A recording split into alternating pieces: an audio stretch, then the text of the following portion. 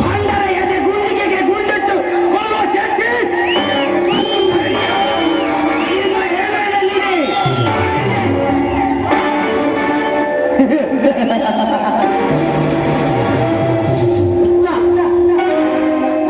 ನಾನನ್ನು ತಿಳಿಯಲು ನಿಂತಿರುವುದು ನಂದನ ನಂದಕರ.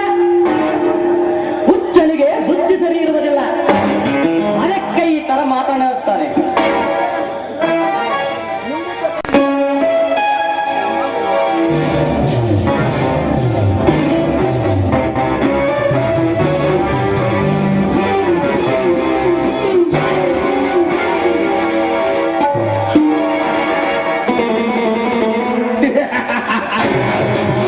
ಹೋಗು ಹೋಗು ಚಕ್ರವರ್ತಿ, ಹೋಗು.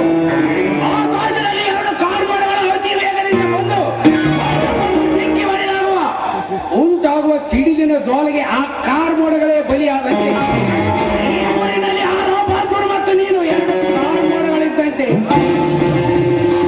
ಅಂದ ಮೇಲೆ ನೀವಿಬ್ಬರು ನಿಮ್ಮ ನಿಮ್ಮ ದ್ವೇಷದ ಜ್ವಾಲೆಗೆ ಬಲಿಯಾಗಿ ಪ್ರಾಣ ಬಿಡುವುದು.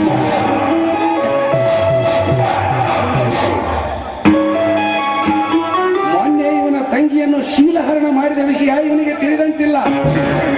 ಧನಲಕ್ಷ್ಮಿ, ನಿನ್ನ ಜೀವನದ ಬಹು ಅಮೂಲ್ಯವಾದ ಶೀಲ ಎನ್ನುವ ವಸ್ತು ಆಕಾಶದಲ್ಲಿ ಹಾರಾಡಲು ಬಿಟ್ಟ ಗಾಳಿ ಬರದಂತೆ ಮೊನ್ನೆ ಈ ಮಹೇಂದ್ರನ ಕೈಗೆ ಸಿಕ್ಕು ನೆಲಕ್ಕೆ ಬಿದ್ದು ಮಣ್ಣು ಪಾಲಾಯಿತು.